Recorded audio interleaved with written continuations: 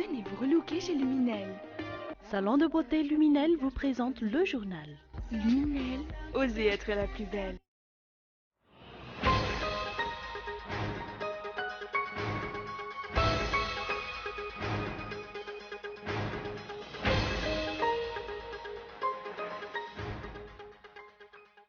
Trois personnes ont été arrêtées dans le cadre de l'affaire relative à l'empoisonnement du député de Mananzar. La fin de la haute saison touristique approche, des touristes en provenance des îles voisines affluent ainsi pour visiter la grande île. La chasse à l'homme continue en Allemagne, objectif retrouver l'auteur de l'attaque au camion qui a fait 12 morts et 48 blessés lundi soir.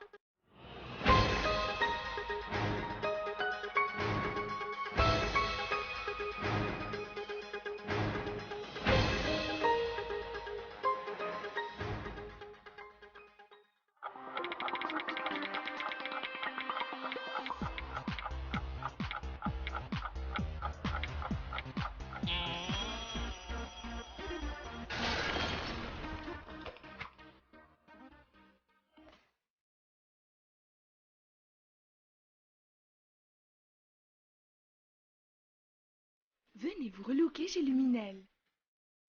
Luminel, coiffure tendance, extension cheveux, coloration, lissage brésilien, maquillage, extension cils. Pédicure, manucure, onglerie.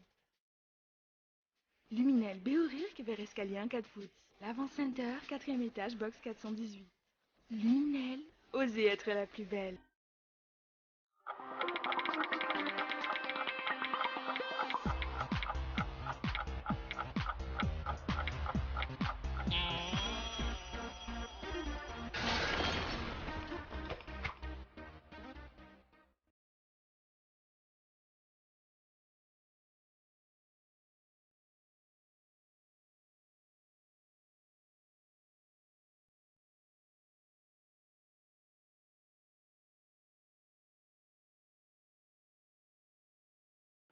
Bonsoir, il est l'heure du journal télévisé en version française sur Cool TV. Dans l'actualité ce soir, 3 personnes ont été arrêtées dans le cadre de l'affaire relative à l'empoisonnement du député de Mananzar. L'enquête se poursuit, cet élu écarte toute connotation politique derrière cette affaire. Il attend actuellement les résultats des analyses. Reportage de Muramanch. L'enquête relative à l'empoisonnement du député de Mananzar, Antelme-Rimparan, s'accélère. Des personnes ont été arrêtées. Cette affaire n'a aucune connotation politique, précise le principal concerné. 3 personnes ont été arrêtées jusqu'à présent. Je pense qu'il s'agit de vol et d'escroquerie. Il n'y a aucun dessous politique. Cet élu ne sait pas encore ce qui lui est réellement arrivé. Il attend les résultats des analyses. On saura à partir des analyses s'il s'agit d'une intoxication alimentaire, d'un empoisonnement ou d'autre chose.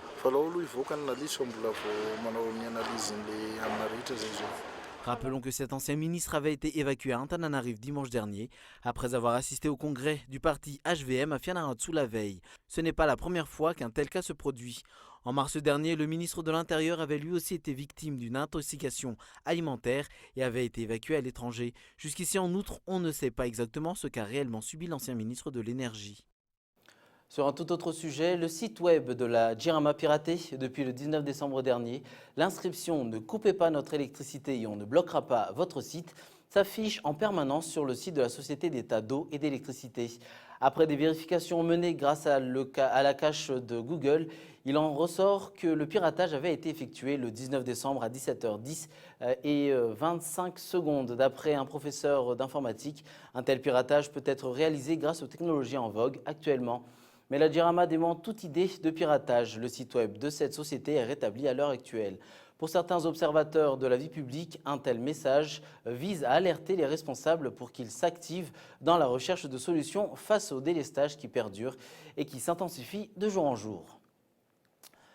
Le lac de Mantassou s'assèche. En conséquence, les délestages risquent de se poursuivre pendant les fêtes de Noël, selon un responsable auprès de la centrale de la Jirama à Manjak. D'après la météo, aucune pluie n'est attendue dans les 3 prochains jours. Reportage de Miantaradjanaev. Les pluies ont été rares ces dernières semaines. Conséquence, le lac de Mantassou est en train de s'assécher.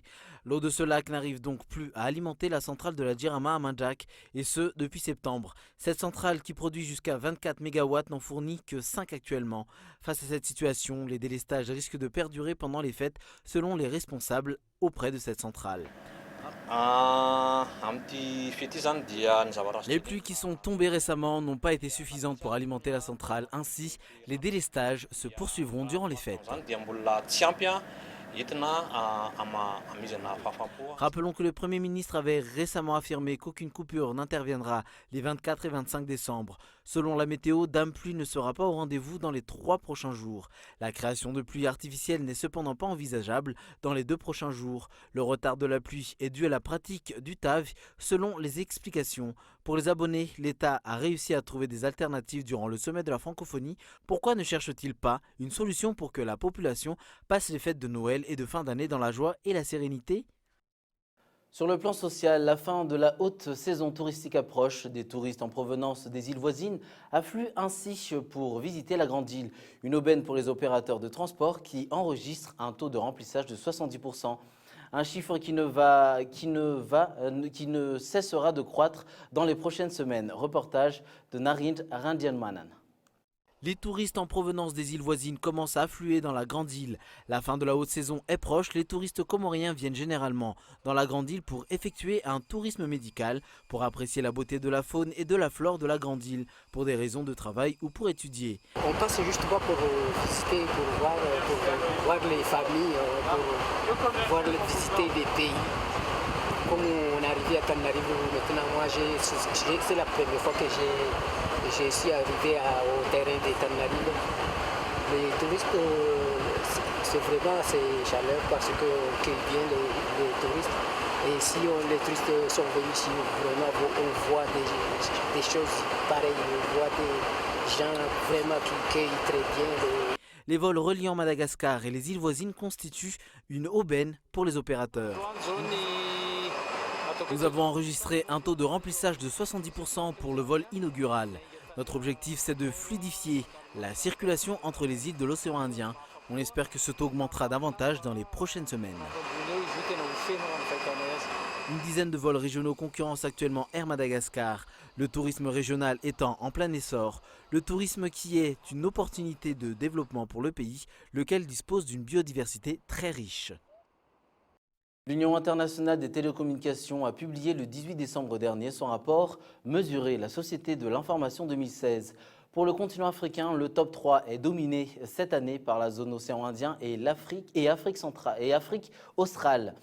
L'île Maurice demeure le champion en Afrique, suivi des Seychelles et de l'Afrique du Sud. 2 pays du Maghreb occupent les 4 et 5e places. La Tunisie et le Maroc. Madagascar, quant à elle, se situe à la 37e place sur les 46 pays. Ce classement a été fait en tenant compte du développement des nouvelles technologies et des télécoms dans ces 46 pays africains. L'accès aux TIC, leur usage et la performance de chaque pays ont fait partie des principaux indicateurs utilisés par l'UIT pour ce rapport 2016.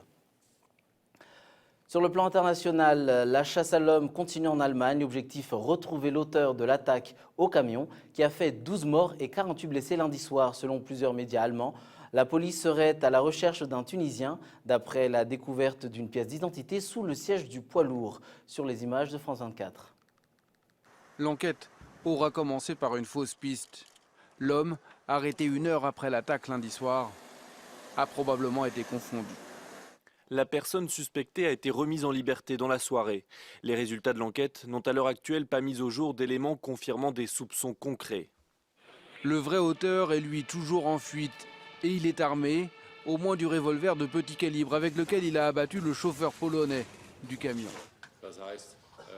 Nous sommes dans un état d'alerte très élevé et nous faisons tout pour identifier toutes les personnes liées à l'attaque et les arrêter.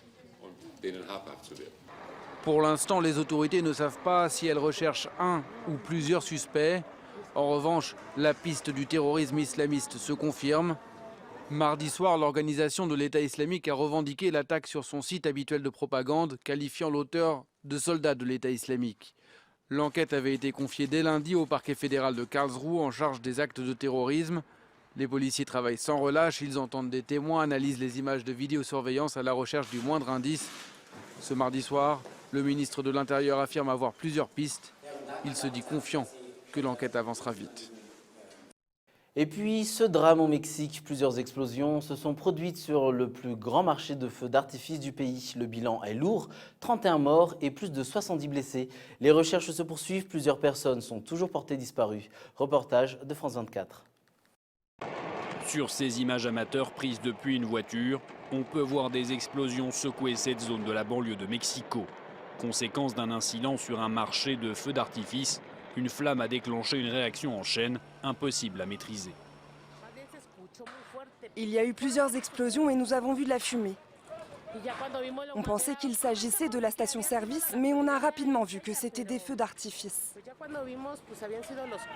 Avec le bruit, on est venu voir si on pouvait aider.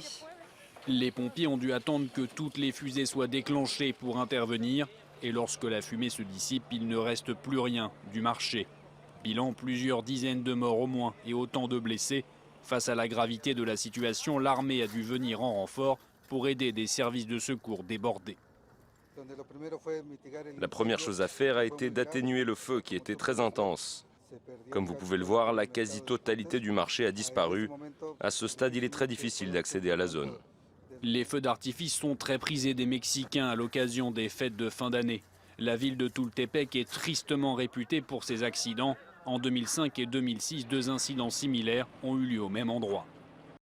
Je vous rappelle les principaux titres de ce journal. 3 personnes ont été arrêtées dans le cadre de l'affaire relative à l'empoisonnement du député de Mananzar. La fin de la haute saison touristique approche. Des touristes en provenance des îles voisines affluent ainsi pour visiter la Grande Île. Et enfin, la chasse à l'homme continue en Allemagne.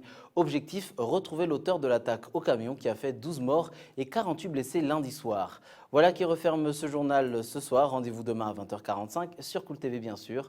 Bonne soirée et au revoir.